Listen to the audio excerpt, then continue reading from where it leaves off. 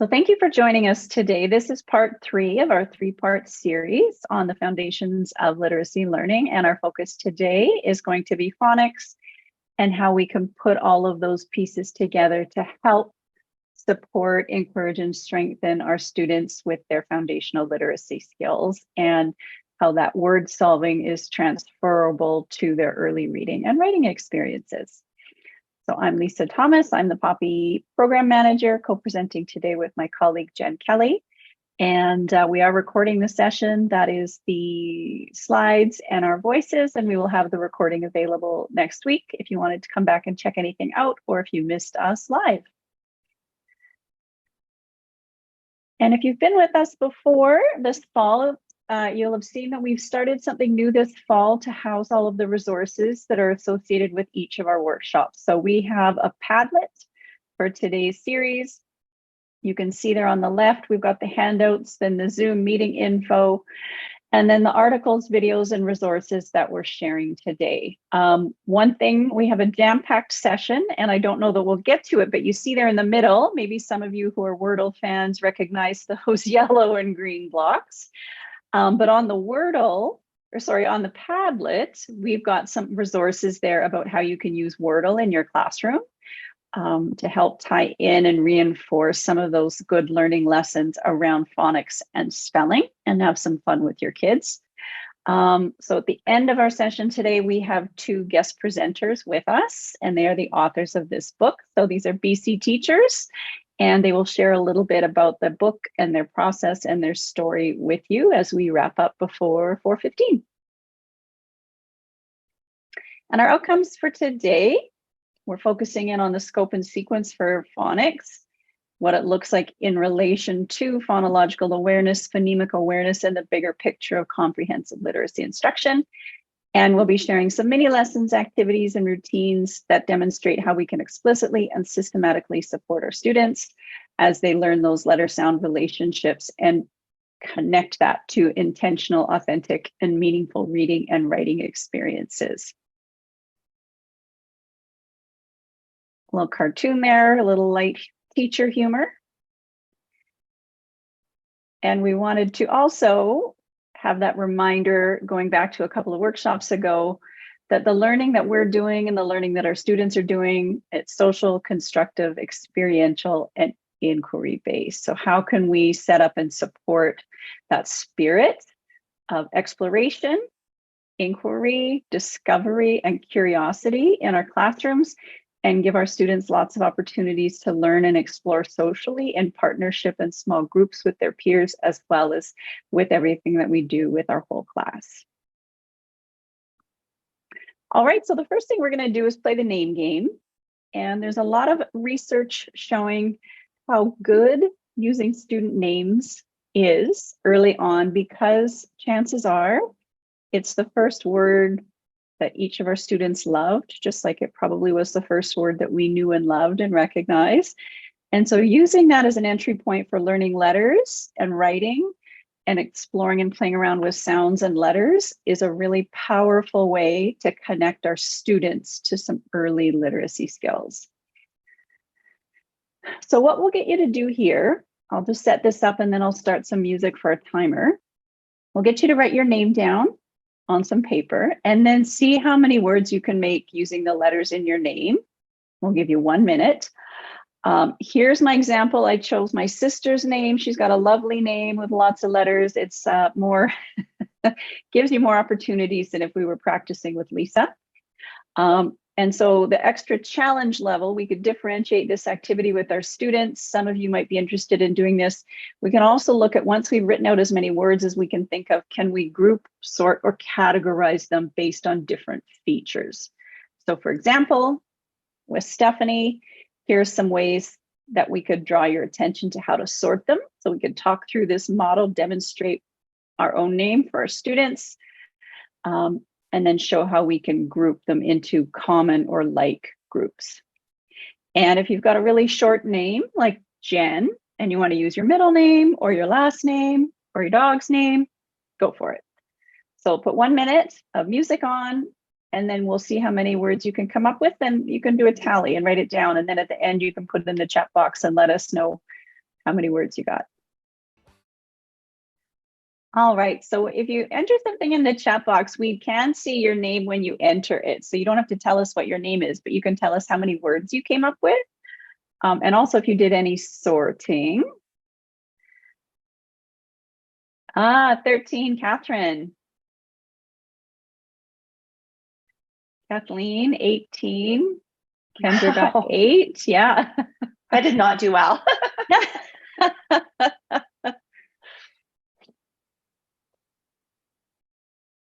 Yeah, oh, your last name, Laura, yeah, that's a good one. That's chock-a-block full. Yeah, lots of options. And Margot, 15. So you can have some fun with this. If I was with my kids, I'd kind of play up that I was sort of maybe feeling a bit sad that my first name was so short. So maybe I would use Thomas instead. So, but you can have some fun with this. And also you can dig into it with varying levels of complexity for how sophisticated you want to start analyzing, sorting, and grouping. And then this is something that once the students have this as a skill, they can use this to study their friends' names, characters in books, content words, vocabulary from your socials or your science or your math. They can really have some fun with it. And it does support that social and the experiential and the inquiry that we really want to foster and nurture in our students. So there's a little warm up for today. And we've got a few more ways you can connect to using students' names. This one here, what we're going to ask you to do, we won't put a timer on, but just having a look at these. What are some ways that you see that your brain starts to organize and sort them? So we've got a couple examples there, syllables or beginning sounds or vowel teams. What are some ways that you might group them? See if you can enter one way into the chat box. Oh, nice, alphabetically, 2 syllables, ending sounds, short or long words. Yeah, Margot, I noticed right away a few of them end with an A, how many letters they've got. Yeah, fabulous. So this could be something you could do if we were together in person. If you were at a table with a few other people, you could play around and do this with your names. Your students can do this too in groups, just another way to bounce off using those as a meaningful entry point for some exploration and play with language. So other ways to do it, clapping out people's names, counting the letters, using riddles, clapping syllables, having name cards and matching them to student photos, finding out another student that has a name with a letter similar. Doesn't have to be the first one, but that's an easy one to start with.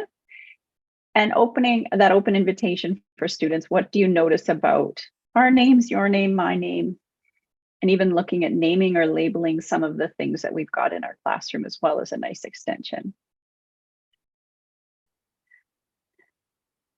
So because this is part of our 3-part series, you can see we worked through on September 14th, we focused in on phonological awareness. Well, it's more of an umbrella term talking about the awareness of words, rhyming words, onset and rhyme, syllable, and individual sounds. And then last week we dug into phonemic awareness, which is more around the oral piece and the sounds, and focusing in on the individual sounds that students can hear in spoken words and being able to identify, repeat, rhyme with those, and then to manipulate them. So replace, delete, substitute, all of that word solving manipulation, that sort of freestyling with the language. And so phonics, we're kind of widening our scope back out to a more broad umbrella sense of the letter sound relationships as they relate to reading and writing. So we're building on that continuum and the scope and sequence of the skills that students are building as they move through K to 1 to 2 and 3. And we really liked this quote from Word Matters, which is a really excellent teaching resource from Fountas and Pinnell. Because there is some debate and discussion, it seems, all the time about what actually is phonics. Sometimes people think phonics is a program or a system. So we liked that they brought it back to this definition. We use phonics to refer to letter sound relationships in reading and writing, not to describe a particular method of teaching or approach to reading instruction. Phonics and spelling are interrelated processes. Both involve reading and writers using, analyzing, and solving words. So again, transferable skill set, the whole point and the power of phonics and that word study and the word solving skills is it enables and informs them to become more able readers and writers as they move through the school year with us. So we're going to take a look at some research of Aries phases of reading development to really get a sense of the phases that were developed to see the progression along skills in order to get our students to the place of being proficient readers and writers. So this is also really important, not just for us to know the progression, but for us to know and identify where our students are along the progression so we can help them with their progress and figuring out next steps. Okay, so we're really looking here at the reciprocity between reading and spelling through the phases. So phase one is that pre-alphabetic stage.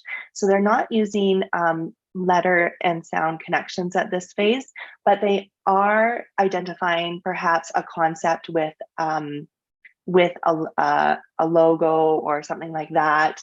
They might be able to read whole words at this point if they have memorized those words. So that's why the activities that Lisa brought up at the beginning of our session today around their names is so important, because it's generally one of the first words that they recognize as a whole word. So if we can tease out those different ways of noticing letter sound connections and how to manipulate different things within the words using their names, that's setting them up for a successful experience as well.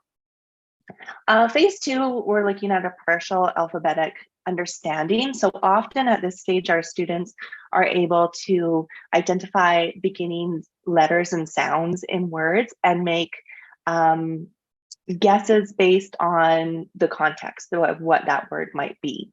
So it is a really important phase, moving into now they're just starting to notice how language can work.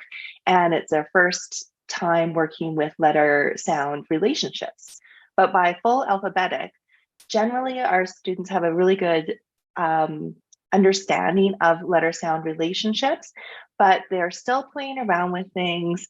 At this phase, they have a sense of phonemic awareness, but it's all very slow. So nothing is at an automatic phase during this phase three.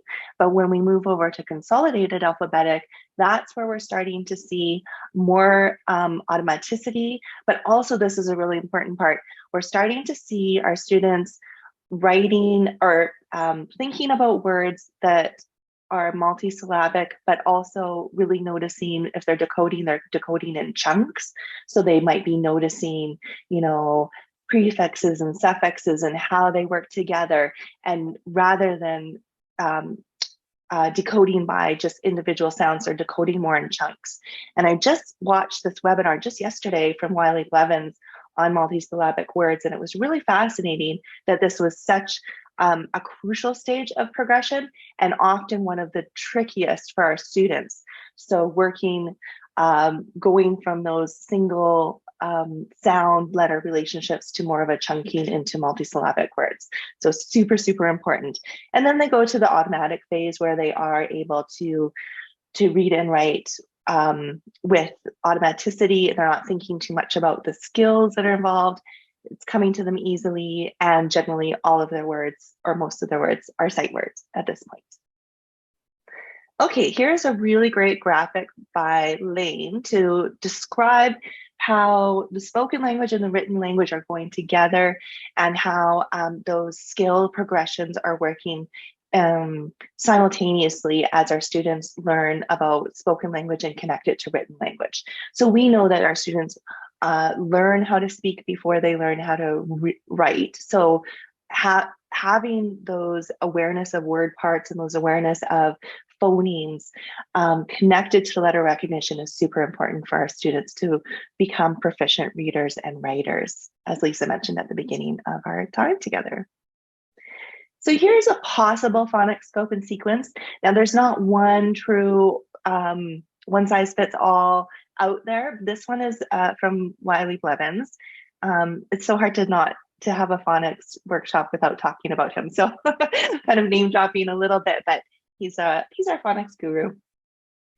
So really looking at building on those skills, and this is important because we're introducing skills in a hierarchy of skill progression so that our students are hanging new knowledge that they learn on previous knowledge and making sense of it in that way. Also, our presenters that are going to be talking at the end of our presentation today have a lot to say about a scope and sequence and the progression of skills. So we'll look forward to that as well.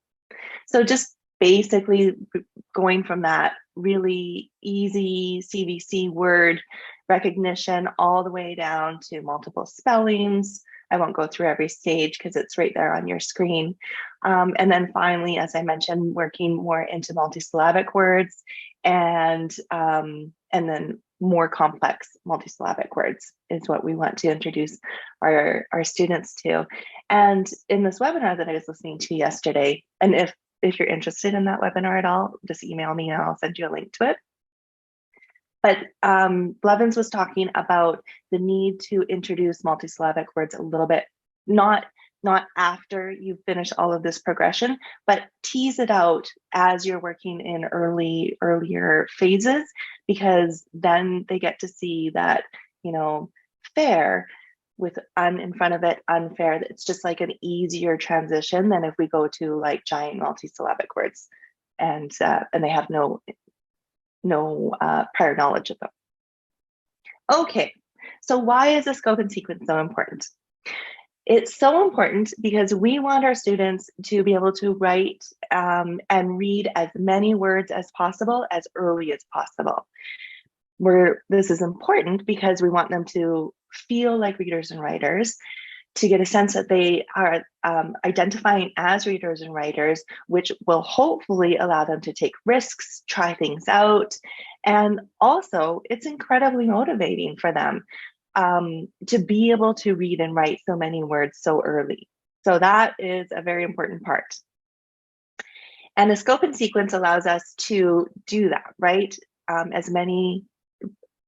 read as many words as we possibly can early, because if I taught you these letters the first weekend or the first month in September, how many words can you make out of those letters? Anyone? Throw it in the chat box. Take a risk.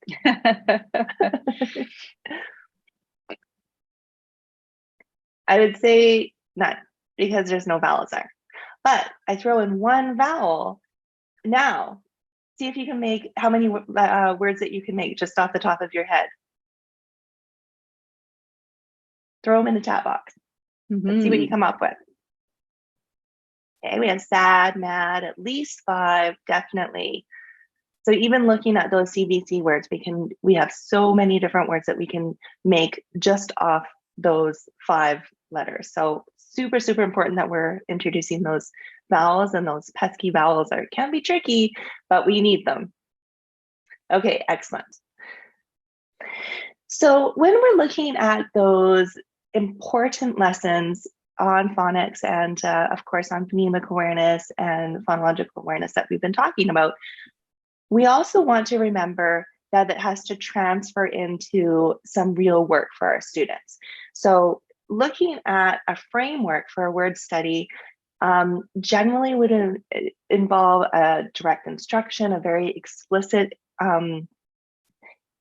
explanation of the skill being taught or the word study principle being taught, but then moving into having hands-on practice time. So our students can work with that principle, and maybe it's kinesthetic and they're taking it apart, taking words apart, putting them back together, they're working with a partner, they're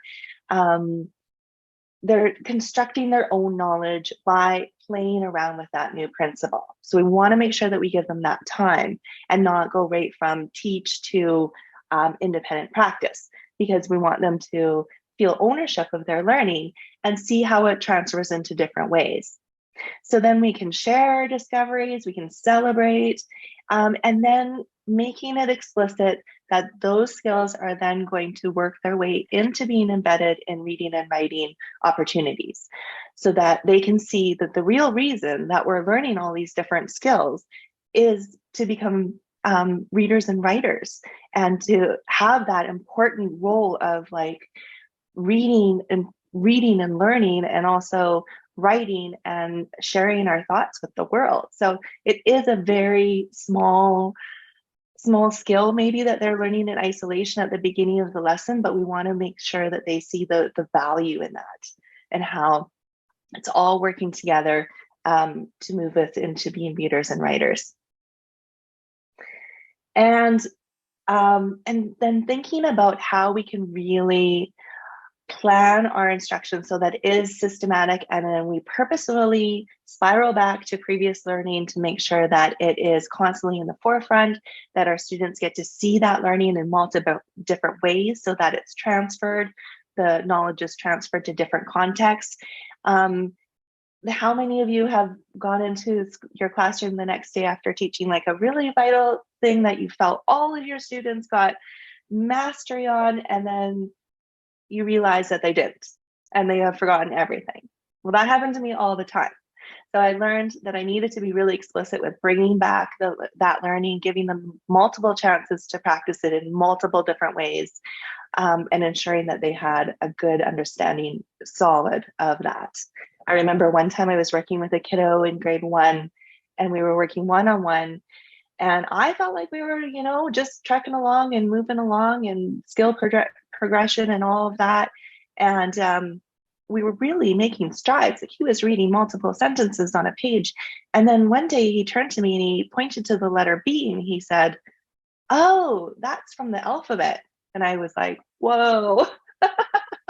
Okay, I need to back up and make sure that we're making all of the parts a little bit more explicit for this kiddo, and making sure that that he knows how everything is interconnected. It was a big learning moment for me. Okay, so thinking about the difficulty, I guess, of making of our progression and our scope and sequence, vowel charts can really help with that, because those vowels are tricky, right? They're hard to distinguish. They're hard for our students to hear the different sounds and distinguish them. They're hard. I mean, they sound different depending on who they're hanging out with in a word. So they are very difficult. But what we can do is we can provide some scaffolding supports. So one thing that is really important, and Lisa pointed this out to me years ago, and I just really appreciated it, was that we tell our students explicitly that every word has a vowel in it. And even if they choose the incorrect vowel, it's starting to move beyond that partial alphabetic principle to more looking like more full alphabetic. So it's starting to look more like a real word. And then we can work with that and tease out some more learning with our vowels. So we have a couple of different vowel charts that might help. These are available on our POPEY website. So just basic ones that that can be available for students to use at their desk when they're writing, when they're reading, when they just need to identify a few things. So these are all available. And I really like our vowel teams one. Okay, so if those are helpful, go grab them. They're on our website. Now, let's talk about Elkonin boxes, because it's one of my favorite topics to talk about. But we're going to talk about it explicitly in connected to orthographic mapping, which we're going to look at in a moment here. But basically, why we can use Elkonin boxes, and Elkonin is another, okay, so it's coined by a Russian psychologist who really uncovered this theory of reading words and breaking it into different sounds. So it was important for developing phonemic awareness, so isolating or segmenting those sounds and having our students see those sounds and how they can be segmented. And then we can use it as well for phonics. Once our students are at that place, we can bring it into letter sounds and have them see more of a progression in the word with letters as well. So it really helps with directionality. We're starting at the left, moving to the right, all of those different things. It's a wonderful way to work with our students. So our students get to gain independence with problem solving on their own once they understand how to use Alconin or sound boxes. So as you can see, we're just basically moving our sounds into boxes. First, we do that orally, of course, with our phonemic awareness, which we talked about a lot last week. And now we can look at which letter combinations can make those sounds for our students. So I would use Alconin boxes all the time with my students in many, many different ways. So they got very used to working with Alconin boxes. But basically, like I said, it gives them a little bit more independence for their problem solving. So the students can, when they're writing, I always made sure they had a practice page or ideally a whiteboard because it was non-permanent. And they learned very quickly that they needed to use, before asking me how to spell something or someone else, they needed to try out some different things on their practice page. One way was Alconin boxes. That was very helpful for them to notice the sounds in words, but then also noticing how words looked was very important as well. And this can come out of your phonics lessons when you talk about, you know, the difference between AI and AY, how they make the same sound, but you wouldn't see AI at the end of a word. Heather, one of our presenters that's going to be talking with us at the end of this session today, said that very eloquently in a webinar that I recently listened to of hers and Jashinta's. Okay, so you can use Alconin boxes in that way. We can use them to work with orthographic mapping, which is what I'm going to show you right now. So what is orthographic mapping? Basically, it is how we can organize our brain to recognize the letters and the sounds and make those connections explicit. So orthographic mapping proposes that we use the pronunciation of words that we already have stored in our long-term memory as the anchoring points for the orthographic letters to represent those pronunciations. So it's kind of like a wordy way to, our brain needs to make sense of those two aspects together. And we do that by going back in our working memory and thinking about the pronunciations that are already there, because we learn to speak before we learn to write. So we're using that pronunciation knowledge to then match it to our new knowledge of writing words and to think about it. Now, this is easy when our words are totally phonetic and decodable, but as we know, not all of our English words are. So we need to make that explicit for our students. We need to show them explicitly when there are special sounds or surprising sounds matched with letters in our words. So let's take a look at an orthographic mapping routine for the word does. So I would start this off with students and say, today we're going to practice an important word, does. I'll use it in a sentence. Does your brother do his homework every night? Okay, let's think about that word does. I'm going to say it slowly. I want you to close your eyes and think about what I'm saying, the sounds that I'm saying. Does, does. Okay, open your eyes. Let's see how many sounds are in the word does. Are you ready? Does. How many sounds? 3 sounds. Okay, so I'm going to show you what letters are connected to those sounds. And we know there's 3 sounds, so that's why there's 3 boxes that we're going to use. We have d, z, does. Wow, isn't that interesting? We have surprising letters in the word does. So the first sound of the word does makes a d sound. I'm getting that. I'm used to that sound letter correspondence. Now let's take a look at the second sound. D, Does anyone else hear a U sound or an sound? But there's not a U letter. So we're going to make sure that we put a little heart over that so we can remember that that's an interesting or surprising sound that we'll need to memorize. And our last one, z. I hear a Z sound, but we have an S representing that. So it's another one that we're going to have to remember is a surprising sound letter combination. And then work with the students, have them come up with their own sentences on does. I would have them write out does on their whiteboard, see if the letters match the ones on the board, all those different things. And of course, this is just one direct instruction way of teaching the word does, but we're going to come back to that, circle back, and make sure that our students are pretty solid there.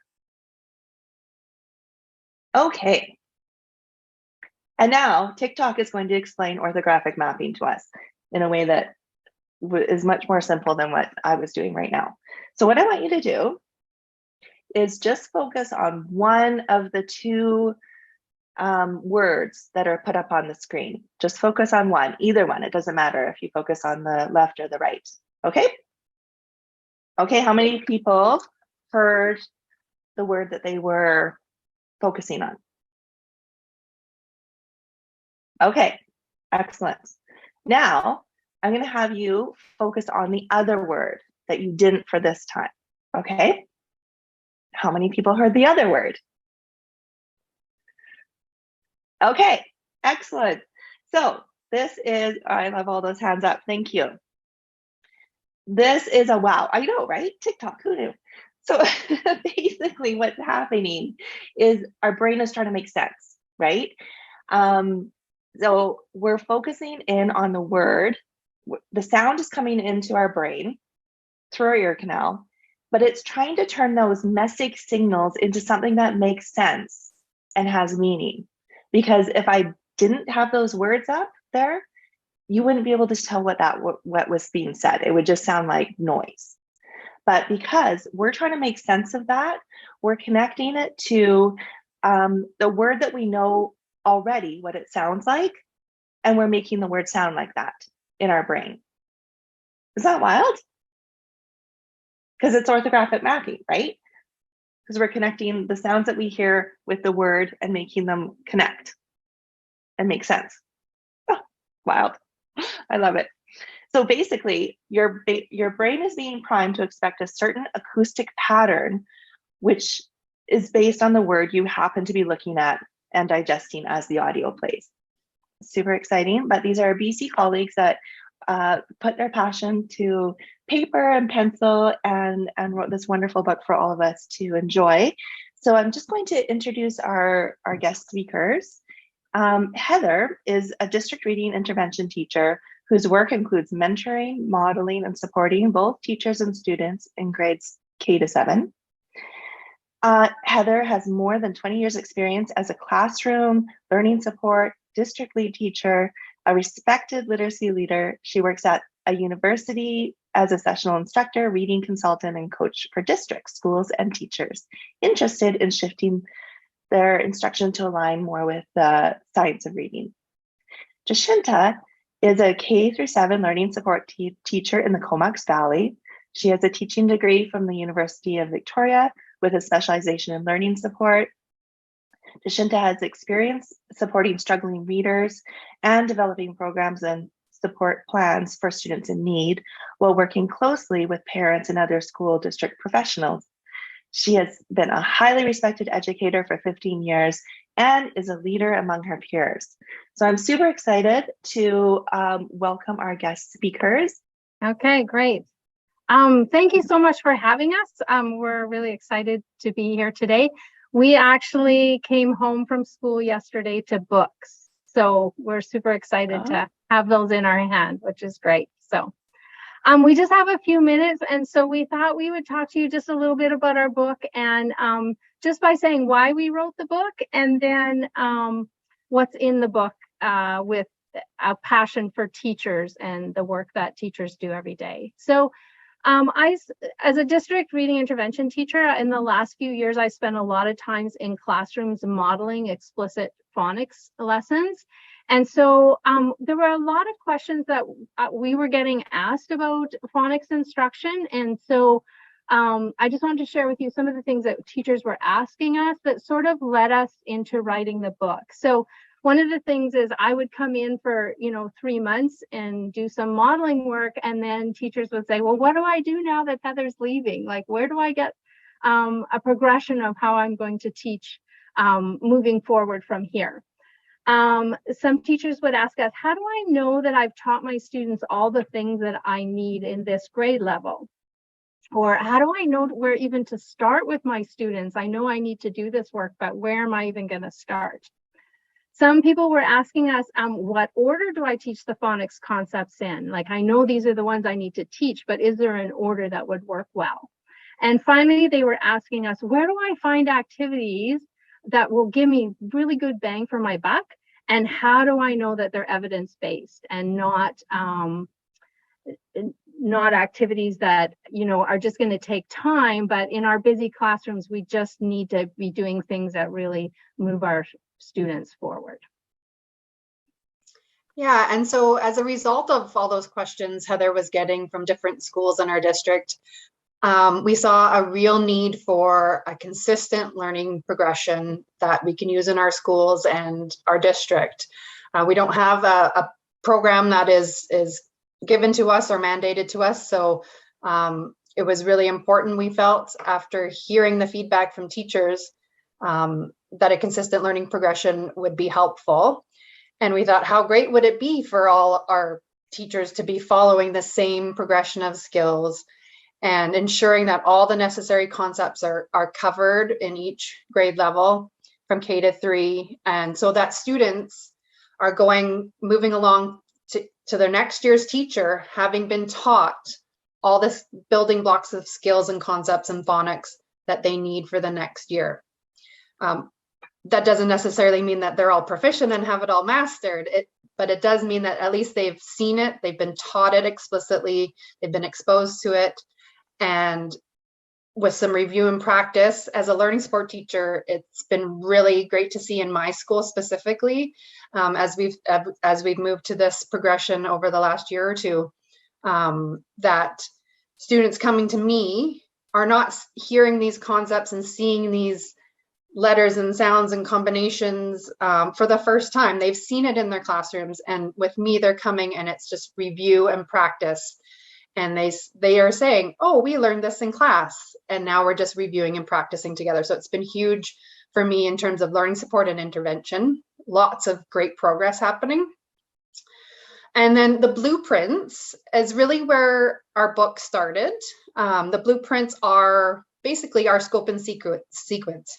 I was kind of playing around creating my own year overview of phonics concepts that I wanted to make sure I covered for all my intervention students in different grades. And I sent it to another learning support teacher at another school and said, I don't know, maybe this will be helpful for you too. And she printed it out. And then one of the teachers at her school saw it in the photocopier and was like, oh my gosh, I need this. This is what I'm looking for, which was totally aligning with what Heather was hearing in schools across our district. So that's where we started. We started then working together, Heather and I, creating these blueprints, these year overviews from K to 3 for teachers in our school. And then as we were sort of starting to work through this, our district principal of inclusive education said, this is really good stuff. You might want to look at getting published. And so that's what we ended up doing. So the blueprints are a week by week progression of how you can move through the year and cover all of the concepts for your year. And so when I was looking at it, it was like week 1, do this, and week 2, do this. And if if your kids are ready, then you move on. And I was like, oh, teachers aren't going to like this because it's just so prescribed. And We didn't want something that was like scripted and not, you know, a living document. But teachers have told us, oh, this just helps us to make sure that we can get the job done. And it's just something, a framework that we can follow. So our book really is a framework and a way of sort of getting the job done. So if you want to just change slides. So we have a heart for teachers. It is a really complex world out there and complex classrooms. And so we were like, we really want to do something that will work in the classroom today. We've come through a pandemic. Even before the pandemic, we were seeing a lot of cultural shifts that were impacting our classrooms. And so what do our kids, what can we expect and what can we get done in the classrooms that we're working in today? So these are the pieces that we've put in the book. It starts with just an overview of the research around how children learn to read. There is a lot of research out there. You know, you just have to open social media and you're like, I don't even know where to start. So it's just a very simple, this is how kids learn to read. We need to remember that phonics is only one piece of the puzzle. And so this is a phonics book, but we've embedded other pieces of the big five into the book, but just always keeping in mind that just because you're teaching phonics doesn't mean you're getting the reading work done. And then I think you were going to talk about this, Shinta. Yeah. We have a section in the book all about assessment for instruction and screening students and data collection.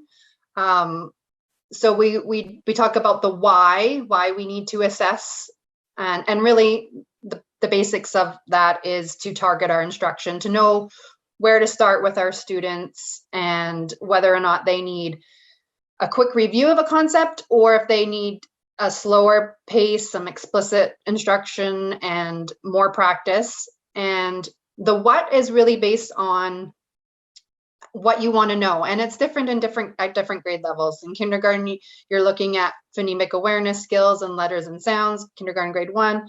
In grade 3 and up, you're looking also at spelling and fluency and comprehension, as well as phonics and decoding skills. And the when, we've put together a screening timeline in the book, and it's also something that's built into our blueprints, into our yearly plans that are our blueprints, the weekly concepts, and then there's built-in screening weeks, and also laying out what screeners you need to do for each grade level, K to 3, in the fall, in the winter, the spring, as well as progress monitoring throughout the school year. Before I came to the Comox Valley, I was the district English language learner lead teacher. And so as we were writing a book on phonics, it was really important that we addressed these students who are in front of us. So there's, I told Shinta when I was writing it, I said, I have a few things to say about ELL. And she was like, you had a lot of things to say about our English learners, but we definitely addressed those little and big ones in our classrooms.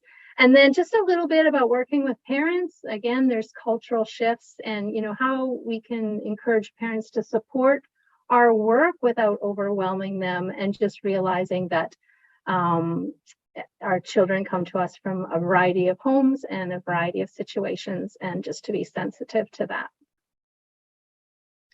Another big section in our book is all about evidence-based high impact activities, which is a lot of what you've been talking about in this webinar is the activities. And what we feel is that teachers really just don't have the time day to day to be engaging students in activities that don't have a high impact on their learning and growth. So these activities that we outline in the book are evidence-based in that they're based in the science of how people learn to read, and they have a proven track record of having a significant impact on student growth. So they're the big bang for your buck activities for phonics and reading. They're multimodal activities and focused on manipulating letters and sounds while interweaving encoding, spelling, decoding, which is reading, and phonemic awareness within the activities. We do go into some detail about several quite a long list actually of both decoding and encoding activities in the book that will be high impact activities for you. And then we have our scope and sequences, our blueprints, and you'll notice that they may be slower than what you would expect, but again, keeping in mind the students that we're working with today, we are Canadians, and so we are working within the Canadian progression. So we know that our colleagues south of the border will often do more phonics work in kindergarten, but this is written for the students that we have here in Canada and the way that we approach literacy. So we have those, and scope and sequences, it's set up in a way that, if you want to shift a few things around, like there's some definite progressions, we want to do letters and sounds and then digraphs and then blends. But if you feel like you need to do something early or your students are interested, you can go right to that activity and that concept and address it, and then still go back to the progression. So it's meant to be flexible. We have phonics boxes that we talk about that are files, and so you can just move the files around, and it's very much about you as the educator in your classroom and the students that are in front of you. And to go along with the blueprints, the week by week blueprints, are weekly concept pages. So for every concept that's introduced, there is a concept page that has a description of what the concept is and what it means, some teacher background knowledge, some teaching strategies to go with it, an example of how to map it with the phoneme grapheme mapping that was shown just a few minutes ago, as well as word lists that have real words, nonsense words for that concept. And the word lists follow our progression in that they don't have any other concepts in them that haven't already been explicitly taught. So if you're working with short vowel sounds, but you haven't taught digraphs yet, you're not going to have any digraphs or blends, for example, in those word lists if you haven't taught them yet. The concept pages also have word chains for that concept and which tricky words you might be teaching that week. There's several lessons in each grade level that have the full lesson plan. An example of what it would look like if you were to follow a full lesson plan for that concept. So it's not, like, we should say right away, like, it's not a phonics program. So if you want weekly lessons that are all spelled out for you, and there's that great stuff is out there. I mean, UFly has just hit the market and it's fantastic. This is really the framework and the scope and sequence of getting that work done. There are lesson plan templates, and you can easily teach without purchasing something else. But if you're looking for a full phonics program, this is not the book. That you need that and this book, I think. And then finally, we have some templates for activities, the lesson plan template, some class screening templates. So just those pieces that you can copy or digitally fill as you work through the activities and the assessment and other pieces of teaching phonics. So that's what we've done. We're super excited. It was fun to open the boxes yesterday, and it's finally here. We're super excited to have a Canadian publisher and to be Canadians doing this work, especially with Right to Read in Ontario. There's a call for Canadian material, and so we're excited to be a part of that. That is so inspiring. Just love that you wrote a book for us, for Canadian teachers that need what exactly we need. So thank you so much. Yeah, thank you. And even though the book hasn't really officially come out until it will come out this Friday. So we'll wrap things up with this lovely image from Peter Reynolds and a quote from Nell Duke. Engagement deepens further as children actually deploy their developing phonics and spelling abilities to read and write texts to inform, persuade, entertain, and innovate. That really captures the spirit of it. In a quick review, what we've looked at today, some of those key definitions, digging again into scope and sequence and skill progression, how we can use names to connect to phonics activities, that framework for word study lessons, and a deep dive into Elkonin boxes and the orthographic mapping, and of course, our guest presenters. So if we can get you to reflect on one thing that you'd be most likely to try in your classroom or role in the next week or two, if you can share that with us in the chat box, that's always super helpful for us to know what resonates with people at our workshop. So thank you in advance if you can share that with us.